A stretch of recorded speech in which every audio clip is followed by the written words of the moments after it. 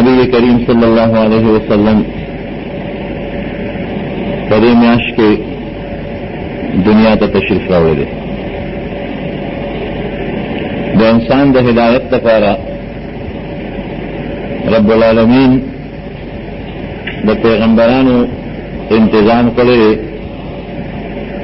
او دا سلسله د حضرت آدم علیہ السلام نه شروع ده او په نبی کریم صلی الله علیه وسلم ختم شوې ده.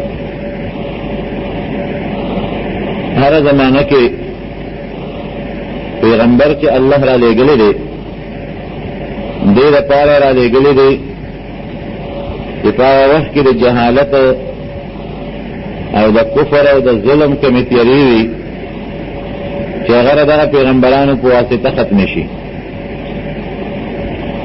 د نبی کریم صلی الله علیه وسلم په زمانه کې د هغې د راتلو نه مخکې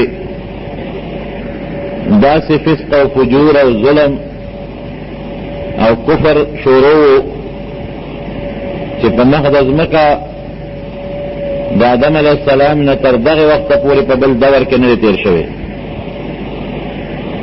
غلاګانې به خلکو کولې، ډاکې به کولې، قافلې به لوټ کولې، امن و امان خو بلکل نو.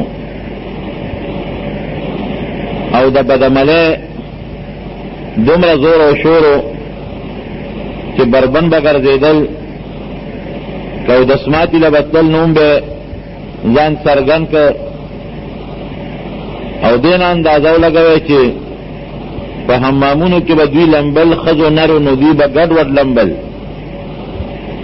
جامې به ایستې وې، بلکې د بیت الله شریف نه چې به طواف کو نو بربند به د بیت الله شریف نه تاوېدل، جامې به نه وې.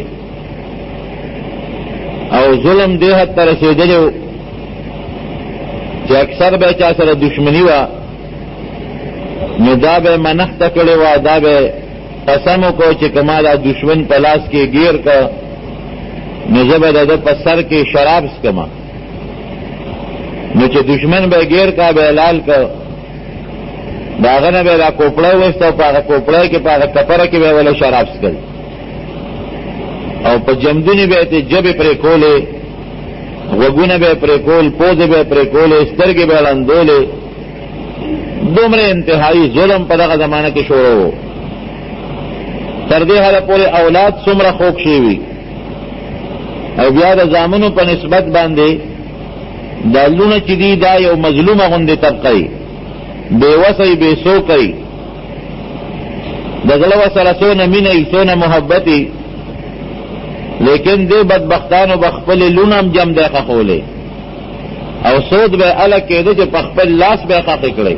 دا به یې نه وي نوکر ته چې دا بوزه او دا ته ښخه که، دا بوز او دا مړه که، داسې به هم نه وجلې چې ګنې زه خو بس مړه به یې کړو، د چا په لاس به یې مړه کړي. نه، په خپلو لاسونو باندې د خپل ځان مخکې به کوی ورلو کنیسته او په هغې کې به یې هغه ماشومه لور وغورځوله، هغې به چغې والې او ده به پې د پاسه خاورې غورځولې. دا په څومره ساعت کې دا کوي ډکېږي؟ دا څومره ظلم په زړونو باندې د جهالت او د کفر او د بېرحمۍ او د ظلم تیارې راخورې وې. دومره انتهایی ظلم په دغه وخت کې شروع و. او د دې نه زیات ظلم به څه شي چې حقیقي خپلې سکه خویندې او میندې ډېرو خلکو په نکاح اخېستې وې، خپلې حقیقي او سکه خویندې او خپلې میندې چې چا نه څوک پیدا یي هغې په نکاح اخېستې وې. دا د جاهلیت تیارې او د جاهلیت او د کفر او د ظلم انتها چې کله وشوه نو د دواړو جهانو سردار رب العالمین دنیا ته راولېږه. ورونو که ستاسو خیالي نو د سپومې د نور د رڼا اله انسان ته پته ولګي چې تیاره شي، چې تیاره نه نو د نور په رڼا څوک څه کوي. یا چې سپومې وي او رڼی نو بهر په دې میدان کې بیا څوک شمع او ډیوه نه لګوي، هسې موږ رڼا ده. د شمع او د ډیوې په قدر به هله پوهېږي چې تیاره څومره زیاته وي. که ته مازدیګر بلف لګې یا د ماښام د مانځه نه مخکې لګې نو د بلف او د بجلۍ په رڼا به ته نه پوهېږې، د هغې قدر به د سره نه وي، ځکه څه ناسره نه وي. خو چې ماسخوتن مونځ شو د هغې نه پس د بلف بلکې نو تا ته به د هغه بلف قدر معلوم شي چې د دې څونه فایده ده. دارنګ د دواړو جهانو د سردار په زمانہ کې هغه د کفر او د جاهلیت او د ظلم هغه تیاره داسې حد ته ورسېدله چې مونږ ته د پیغمبر علیه السلام قدر وښو چې واقعي په داسې دور کې په داسې تیارو کې د نبی علیه السلام راتلل دا اهم ضرورت او د نبی علیه السلام د راتلو داسې فایده ښکاره شوه چې دغه کفر شو، دغه ظلم شو، دغه فحاشۍ شوې، دا ډاکۍ شوې، دا بدامنۍ شوې، دا رب العالمین ټولې په هغوی باندې ختمې کړې. رب العالمین داسې انتظامات کړي او داسې طریقه پروردګار ښکاره کړې وه چې د نبی علیه السلام شان څومره لوی و، هغه رب العالمین د هغې نښې او نښانې او نظارې هم لویې پیدا کړې وې. د پیغمبر علیه السلام د نیکه پلار و هاشم، دوی ته بنو هاشم وایي. دا هاشم چې کله پیدا شو زلمی شو، دا د نبی علیه السلام د نیکه پلار و. نو دوی ګورې نوجوان دی او د دنه رب العالمین هغه کارنامې واغېستې چې خلک یې حیران کړل. دا ټول قوم په یاد شو، دا خپل کلی او دا قوم یې راغونډ کړ. ګورې نوجوان دی، لا هلک دی، بعد هلکانو کې الله صلاحیتونه پیدا کړي، راغونډ یې کړل. یاره وایي دا مونږ څه په نارواو سر یو، په ظلم باندې سر یو، په ګناهونو باندې سر یو، دا مونږ نه څه جوړ شوي دي، ډاکې او قتلونه او ظلمونه. نه خو قافلې زمونږ وطن ته راځي او نه زمونږ قافلې ځي، او بل دا دی چې د لوږې مړه شو، خوراک هم څه دی، جامه هم نشته، خوراک هم نشته، عزت هم نشته، او ټوله مکې خلک په ډاکوانو یادېږي. په دې څه انتظام کوو. نو سی به دا چلې وکړ چې د ګیر چاپېره لکه طایف شو، مدینه منوره شوه، او ګیر چاپېره چې کوم لوی لوی کلي او لوی لوی علاقې وې هغې سره رابطې شروع وکړې. سفارتي دا انتظامات اوس هم چې د حکومت دا سفیران په مختلفو ملکونو کې وي، دا د دې جادو سفیران یې جوړ کړل او د هغې یو ډله ولېږله یمن ته، یو شام ته، او په بعضو کې په خپله وګرځېده او په دې ټولو وطنونو وګرځېده او خلکو سره یې معاهدې وکړې، تجارتي روابط چې دا اوس به د بادشاهانو دا الچیګان لاړ شي او مثلا مونږ چین سره معاهده کوو، مونږ پلانکي ملک سره معاهده کوو، پلانکي سره کوو. د دې بندوبست لومبې د نبي علیه السلام دغه نیکه هاشم وکړو. کوم علاقه کې چې غله والکه ته به زمونږ علاقې ته غله راوړي، مونږ به یې نه اخلو. کوم کې چې بل شی ته به زمونږ علاقې ته پلانکې شی راوړي، مونږ به یې در نه اخلو. او په مکه مکرمه کې زیات تر د سرمنو رواج و، ځکه خلکو به څاروي راوستل د حج او د عمرې په موقع، او هغه به په مکه مکرمه کې حلالول. نو هغه سرمنې به دوی سره پاتې کېدې، نور خو به مکه مکرمه کې بل څه شی نه و. وایي مونږ به سرمنې درته سپلۍ کوو، مونږ به سرمنې در کوو، تاسو غله را کوئ. دا یو تجارتي لینډین د مختلفو علاقو سره جوړ. او بیا یې څه چل وکړو، بیا یې ویل وروره قافلې خو په لاره چې دي نو غلا او ډاکوان یې لوټ کوي، د دې به مونږ ذمهداري اخلو. مثلا د مکې مکرمې د فلانکې علاقې پورې به زمونږ ذمهواري وي چې د دغه علاقې نه قافله را واوړېده، نو که لوټ شوه د مکې خلک به یې ذمهواري، که د هغې برید نه دا قافله واوړېده او لوټ شوه نو فلانکې کلي به یې ذمهواري، که د هغې علاقې نه واوړېده او لوټ شوه نو فلانکې کلي به یې ذمهواري. د هر کلي خپل حدودات یې مقرر کړل چې که په دې حدوداتو کې قافله لوټ شوه او یا چا قافلې سره زیاتې وکړه، دغه علاقه به یې ذمهواري. په خپله امن و امان راغی، ځکه ډاکومار خو د هر قوم ته معلومي. امن راغی، صاحب خلک بالکل هغه ډاکې ختمې شوې، هغه بدامني پکې ختمه شوه، قافلې به ښه په امن او په اطمینان باندې تلې. بلې خلک راغونډ کړل، وایي ګوره دا هم ډېره لویه ګناه ده او ډېر لوی ظلم دی چې دا مونږ دا کومې فحاشۍ کوو، کومې بدعملۍ کوو.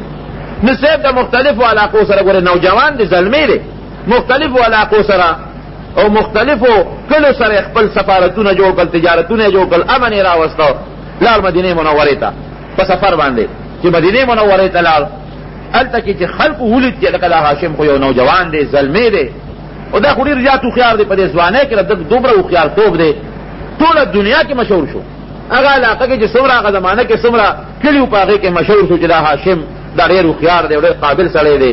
نو چې دی هلته لاړ مدینې شریفې ته، نو په مدینه شریفه کې بنو النجار یو قوم او یو قبیله وه، ډېره مضبوطه قبیله وه، لکه د مکې د قریشو. هغې سره یې داسې په مضبوطوالي کې برابرې خوړه. هغې ورته وایي چې یاره که ستا خوښه وي. نو هلته کې یو جینۍ وه، وایي دا ډېره زیاته خوبصورت هم ده او ډېره هوښیار هم ده، نو مونږ تا ته د خپل یو لور در په نکاح کوو. نو د هغې سلمان نوم و، هغه دې هاشم ته په نکاح کړه. په مدینه منوره کې صاحب واده شو او د مدینې منورې د یو مضبوط خاندان سره خپله رشته جوړه کړه، لیکن هغه هاشم په نوجوانۍ کې وفات شو، مړ شو.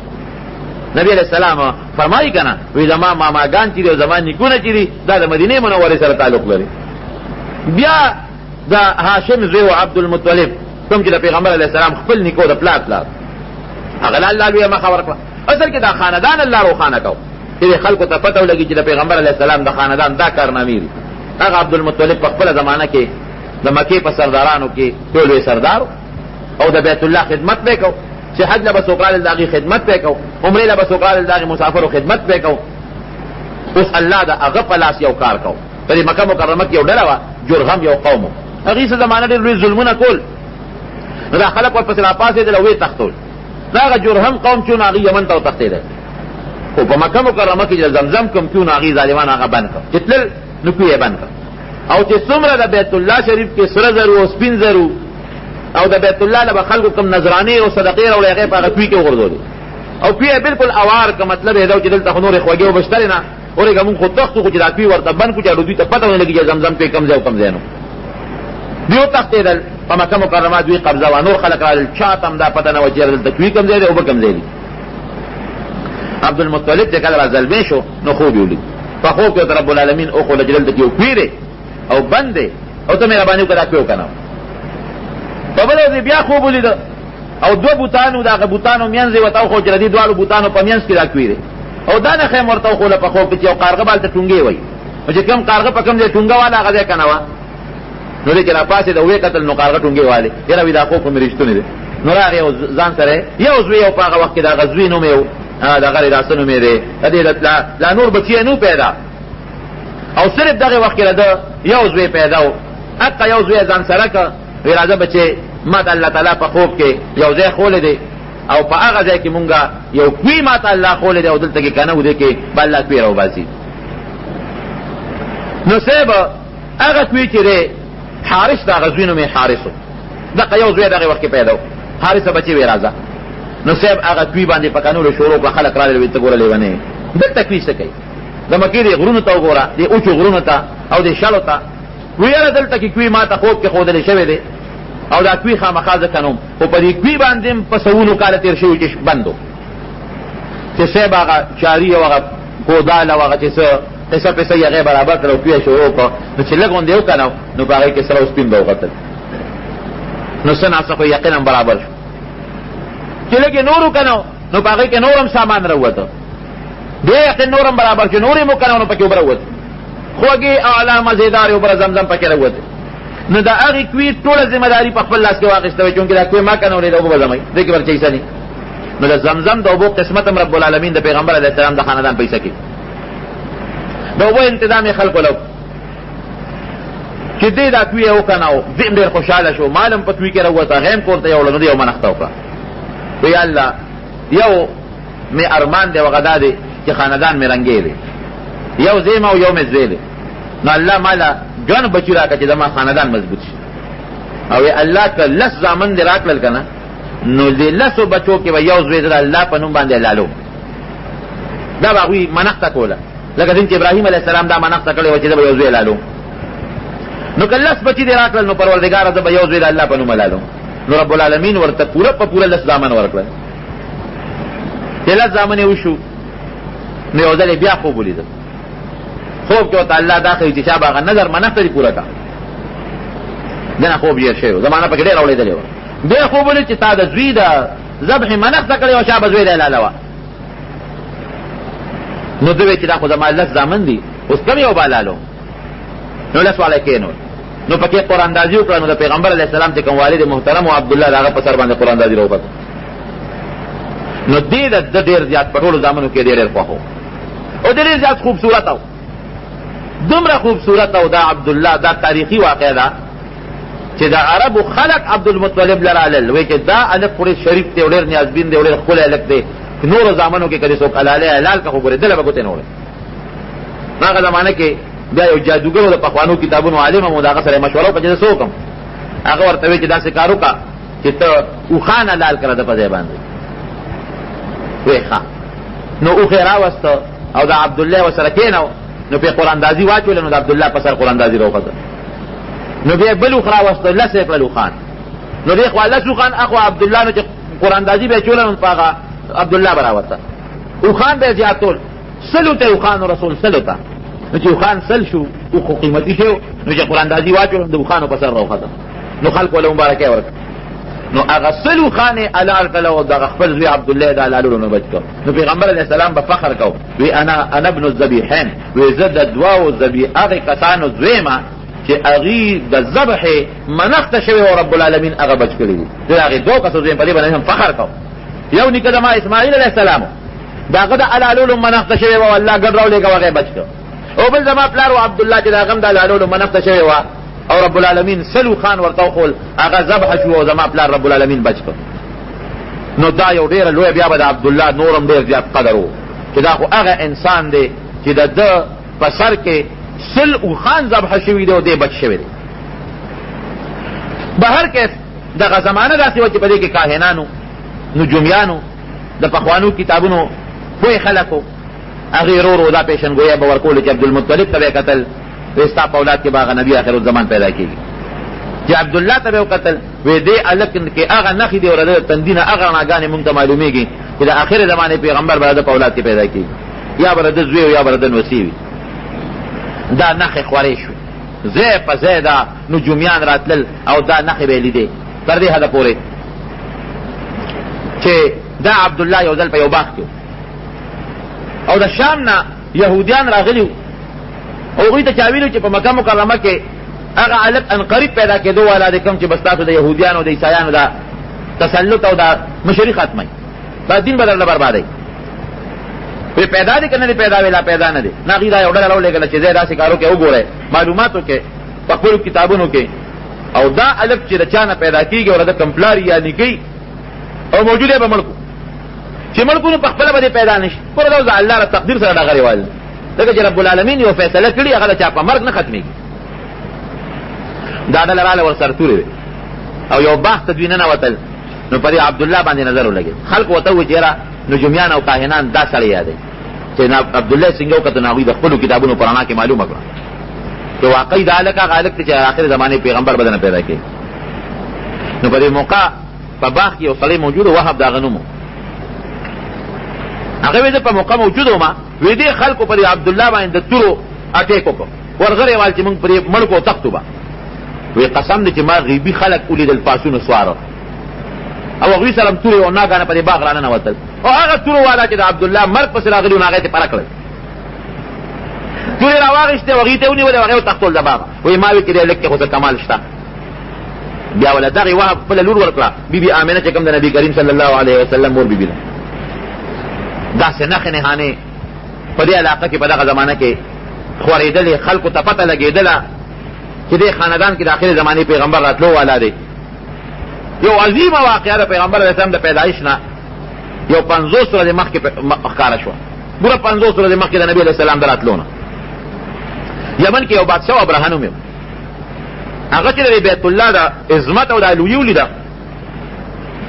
هلکه وایي دا څه چل دی چې دا خلک دې مکې ته منډې وایي هلته یو کور دی، یو کوټه ده او خلک دې د هغې نه تاویږي. وایي زه به د دې نه ښه کوټه جوړه کړم. نو په یمن کې ځان یو کوټه جوړه کړم او په هغې هم د کعبې نوم کېښوده او خلکو ته اعلان وکړو چې مکې ته به څوک هم نه دی، ټول دلته راځئ، د دې کعبې نه به تاویږئ، طوافونه به کوئ. د مکې مکرمې د عربو یو کس و، هغه له غوسه ورغله. هغه وایي چې دا کعبه خو موږ نه جوړه کړې، دا خو د موږ مشرانو نیکونو او د آدم علیه السلام د فرشتو نه را روانه ده. د دې مقابله کې بل په یمن کې چا بله کعبه جوړه کړه. ویې ورېږه زه به د هغې کعبې بې عزتي کوم. نو لاړه او د شپې هغې ته ورننوت. نو پکې لویه ورکوټه او دسماتې و چې د خلکو په نظر کې دا دسماتې پکې وکړم. د خلکو په نظر کې به دا کعبه چې دا نوې جوړه دا به داسې رسوا شي، څوک به پکې عبادت نه کوي. هلکه دا دسماتې پکې چا کړی دی. ابرهه بادشاه غوسه شو چې که موږ ته خو چا الوې او سړی معلوم شو نو ګورو به ورسره. اتفاقا په دغې ورځو کې د دې مکې مکرمې یو قافله تللې وه یمن ته. نو هغې هلته کې د دوی د دې کعبې خوا کې خیمې ځان له خښې کړې وې. خو بیا دا قافلې به یو ځای به دمه شو، بل ځای به دمه شو، بل ځای به دمه شو. نو د دوی د دې کعبې سره خیمې خښې کړې وې، د شپې اور بل کړی، ځان له خوراک پخو، د هغې اور نه لږ غوندې اور چې ته هوا والوځه او په هغه کعبه ور پرېوته ویې سوځول. داسې په ګنټه دوه کې هغه ایرې شوه. دې قافلې ته چې پته ولګېده چې او دا خو زمونږ نه اور وتښتېده و وتښتو او د دوی عبادتخانې وسوځوله. نو ویارېدل، نو دوی خو شپېره شپېره وتښتېدل. سهار له بادشاه ته چا اله وې وی چېرې کعبه چا وسوځوله؟ چا وسوځوله؟ وی نور پته نه لګي خو دلته کې د عربو د مکې یو قافله وه او د شپې تښتېدلې دي، معلومېږي دا چې دا دوی کوي. یاره وایي دا دې نه مخکې چې دا ګندګي دا متیازې پکې کړي دا به هم د دې د قوم سړي وي او قسم یې وخوړه چې هله به زه صبرېږم چې تر څو ما د دې عربو دا کعبه دا بیت الله دړې وړې نه کړ. لوی لښکر یې روان کړ د اتیانو لښکر او یو مشر تیو پکې د هغه پکې محمود نوم و په هغې باندې د ابرهه په خپله سور شو او صاحب راغې په بیت الله اوس حمله کوي چې بیت الله به مونږ ټوټې ټوټې کړو دړې دړې ویږ چې راورسېدل دا د نبي علیه السلام د پیدایش نه 50 ورځې مخکې خبره ده. لا نبي علیه السلام د خپلې مور بیبي په ګېډه چې راغلل د بیت الله سره خوا کې د مینا او د مزدلفې په دې منځ کې یو علاقه راځي اوس هم شته حاجیان صاحبان په هغې کې لږ غوندې چې د مزدلفې نه راځي نو لږ په تیزۍ په منډه پرې راتېري وځي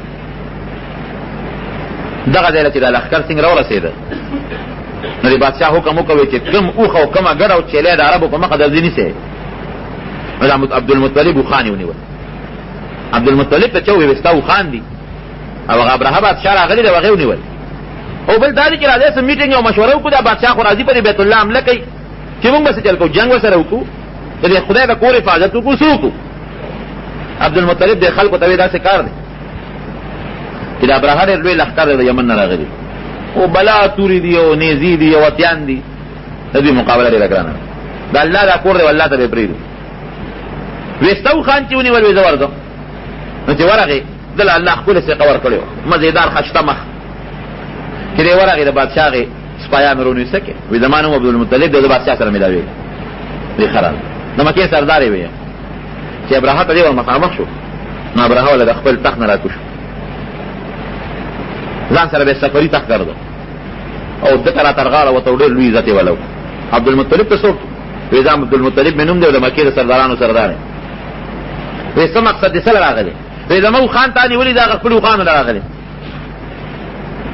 د ابرهه بادشاه ورته وایي وایي ما ته خو ډېر هوښیار ښکاره شوې او چې ته مې ولیدې نو زه د دې تخت نه دله راکوز شو او چې ستا دې مخ ته مې وکتل نو زما په اړه کې ستا ډېر لوی قدر راغی او ما وی چې ته به دې له راغلی چې ته ما ته وایې چې د مونږ د الله په دې کور حمله مه کوه واپس لاړ شه نو که تا دا ما ته ویلې وې نو زه به خامخا واپس تلم ستا دونه قدر او عزت زما په دې اړه کې راغی نو ته یې له بېله اوښانو غوښتل اوښان سي د خپل کلي غم نه کې د الله د کور غم نه کې چې تاسو د الله کور ورته وایې د هغې غم نه کې او د اوښانو غم کې اوښ څه معمولي شی دی اوښ سي ما ته به دا ویلي چې دا دې بیت الله په دې کعبه باندې حمله مه کوه نو ما چې ته ولیدې نو مې چې که دې سړي راته ووایي نو زه واپس کېږم نو یې له بېله اوښان غواړې خپل نو عبدالمطلب واقعي هوښیار او ته څه وایي وایي د اوښانو مالک زه یم او د دغې کور مالک الله دی زه خپل اوښان غواړم او هغه کور د الله دی نو که الله تپوس کوي ودي کوي او که نه کوي خپل کار به کوي د اوښانو مالک زه یم او د بیت الله مالک الله دی نو زه هر مالک به د خپل څیز غم کوي وایي خبر کوي ولې اوښان یې ورته ازاد کړل راغې قوم ته وایي داسې وکړې چې ټول د مکې مکرمې نه باروځئ دومره لوی لښکر دی چې مونږ یې طاقت نه لرو او بیت الله ته راغې ورته غاړه ورته وویجل وی الله دا ستا کور دی او دومره مضبوط د ابرهت لښکر راغلی چې د هغې مونږ هېڅ د جنګ طاقت نه شو لرلی بس که د خپل کور حفاظت کوې نو الله ته وکړه مکه مکرمه یې خالي کړه او خلک ترې بار ووتل رب العالمین توتکرې راولېږل دا توتکرې نو داسې واړه واړه مارغانو چې سټونه یې نو سر به یې د سینې پورې جنګېدلی خلک وایي دا توتکرې دا نو ابابیل ورته وایي هغه راولېږل د دریاب د طرف نه داسې د میګو د سیل په شکل کې راښکاره شو او هر یو توتکري سره به درې کاڼي یو په مخوکه کې یو په یو پنجه کې او بل په بل پنجه کې او چې څنګه راښکاره شو بس د ابرهه په دې فوج باندې بمباري شروع کړه د بره نه پې هغه میزایل راخطا کړه او قدرتي و چې کوم یو فوجي به په دې سر لګېده نو لاندې به ته یې کاڼې وته په دې به را پرېوته مړ کېده به په یو ساعت کې ټول لښکر سره د هغې څاروو نیست و نابود او تباه برباد کړ ابرهه پکې پاتې شو دل الله سخته سزا ورکول غوښتل او د ابرهه سره بعد یو څو کسان هم پاتې شو او دغې وخت کې د ده اتي چې د ابرهه را تښتېده به ده به شا کوله ابرهه به وله مخ کو بیت الله ته هغه به واپس کېده ده به وله مخ کو بیت الله ته هغه به واپس کېده ټول لښکر یې مردار شو دې سره د یو څو ملګرو تښتېد ده باندې رب العالمین داسې دانې راوخېږولې په دغه سفر کې چې دی یمن ته را رسېدی نه شو یمن ته چې راورسېد نو په داسې حال کې راورسېد چې د ده دا وجود ټول ټوټې ټوټې شوي اندامونه لاس او ګوتې بندونه او خپې او هډوکي د یو بل نه جدا جدا ټکر به تر تښتېدلي مل راورسېد یمن ته د بیت الله الله حفاظت وکړو دشمن رب العالمین تباه کړ نیست و نابود یې کړ ذلیل یې کړ دا ګوره د پیغمبر علیه السلام برکت و ځکه د هغې د پیدایش نه 50 ورځې مخکې دا واقعه پېښه شو. او یو روایت کې راځي، ابن هشام لیکلي دي په خپل تاریخ کې. ابن هشام وایي چې عبدالمطلب د پیغمبر علیه السلام مور بیبي راوسته چې دا لښکر راغی او د بیت الله خوا کې دعا کوله، د نبي علیه السلام مور بیبي راوسته او د بیت الله خوا کې ودروله. یا الله یو سوال دنه کوم، وی دونه ما ته هم پته لګي چې زما دای دي انګور په دې ګېډه چې دا کوم ماشوم دی دا ما ته ډېر مبارک ماشوم ښکاري، دا د پلار مبارک و، ما د دې ماشوم په حق کې ډېر ښایسته خوبونه لیدلي دي. نو الله که دا ماشوم مبارک وي او هغه څومره لښکر چې د ابرهه هغه رب العالمین تباه او برباد کړه، ختم شو. داسې نورې نښې نښانې راښکاره شوې وې په اسمان کې. دا ستوري نه دي، دا به چاودې کېدل، دا پړقار به را د ستورو خطه، یو ستوري نه به ډکره جدا شوه، د بل ستوري نه به ډکره جدا شوه. نجومیانو به یاره بس دا قریب هغه وخت چې د آخرې زمانې پیغمبر دا دنیا ته راتلو والا. حضرت عمر فاروق رضی الله عنه فرمایي ای علاقې ته تلو. وفیات الاعیان کې ابن خلقان لیکلي، تاریخ ابن خلقان وته او دغه دا سیوطي سے په خپل دغه کې تاریخ کې لیکلي دي خصائص کبرا کې. په علاقې ته تلو ما وی چې لاړم هغه علاقې ته، زمونږ د قریشو به وي خلکو ډېر لوی قدر او ډېر لوی عزت کو. یو مجلس او لوی مجمع په هغې کې ناستو. یو بوډا بابا وی راغی، وی د خلکو په دې منځ کې راته نیغ ماله راورسېد او یې دې د مټه داسې کلک ونیوه او یو کاغذ یې راوویست. وی ما ته وایي چې په دې کاغذ راته دستخط وکړو، ګوته ولګاو. بابا په دې کې د څه لیکلي دي؟ وی ستا څه غرض دی خو ولیکه چې د خیر څه لیکلي دي څه دي؟ وی چې کاغذ هم پړاو کړو په هغې کې دا لیکلي ما نه دا لیکل اخېستل چې که زه عمر بادشاه شوم نو زه به په دې علاقه کې د فلانکۍ ګرجۍ نه روانو.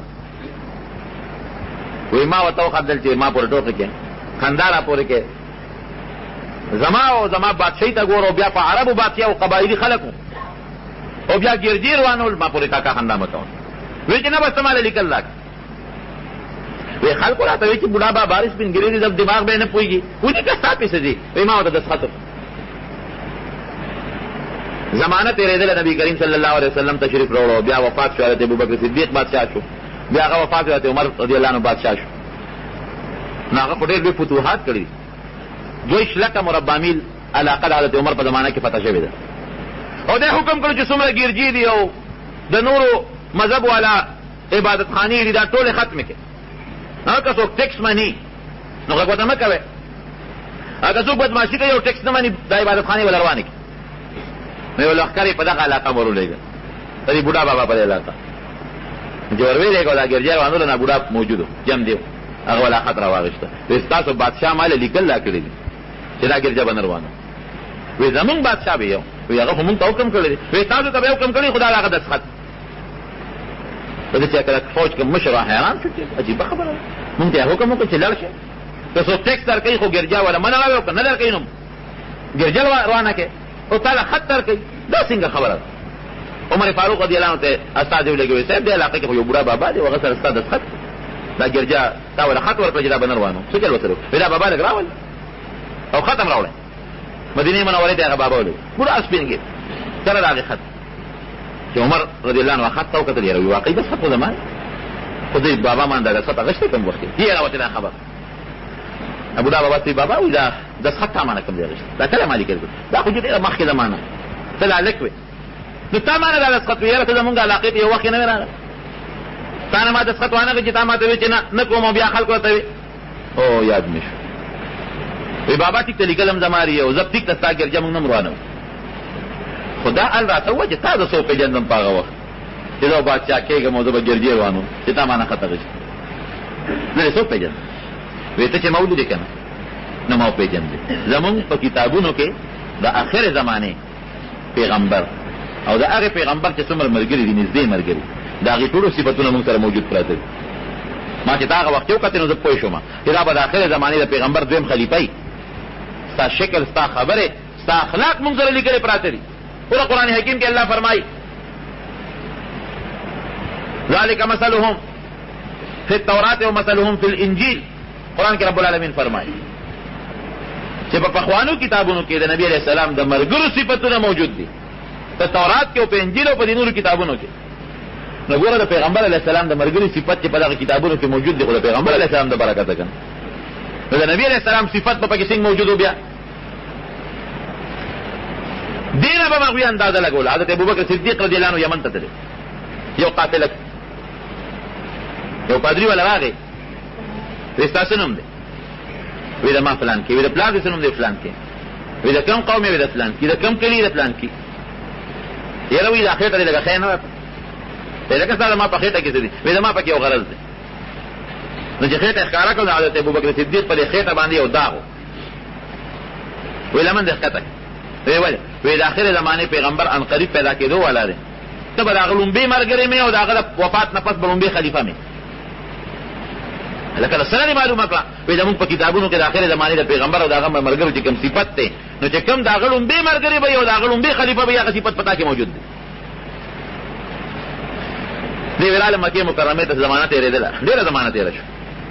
وی د نبی علیہ السلام سره ما دوستانه تعلقات مرګرتیا مو د کلیو وی یو ځل ما ته نبی علیہ السلام چې ابوبکر مالک الله پیغمبري راکړ نبوت الله راکړ وی زه خو په کوم نه خبم لیدلې وی ما وته چې ما خو در باندې ایمان راوړل دی خو فسرو کې طبالغانو کې لومبي ایمان حضرت ابوبکر صدیق رضی الله عنه راوړل ایمان مې در باندې راوړل دی شک زه باندې ته نبی اخر زمانه اخیری پیغمبر اسی او تاسو نه کوم چې زماده پیغمبره ستاره پیغمبره نه خاصه څه دلیل د سره پیغمبر ګوري ایمان مې در باندې به دلیل راوړل دی خو تاسو سره دلیل شتاو کني وی ما ته وی چې او مې چې څه وی چې په یمن کې او پادری ستاسو ته کتلې او تاسو په خېټه کم داغ کتلې دغه د ما د نبوت دلیل وی قسم دې کړه الما خپل خدای ته یا خپل بچو ته یا خپل رشتہ دارانو ته وی دا د پیغمبر علیه السلام معجزه ده ګوري ها دا غیب علم نه دی دا معجزه و. بعض وخت د معجزې په برکت نبی علیہ السلام ته داسې بعض کارونه رب العالمین ښکاره کړي چې هغه د عقل نه بهر. نو پخوانو کتابونو کې چې کوم داغي پوه خلکو نجومیانو او کاهنانو هغه باقاعده خبرونه خواره کړو یو تا بل تا چې د آخر زمانه پیغمبر په دې دور کې راتلو ولا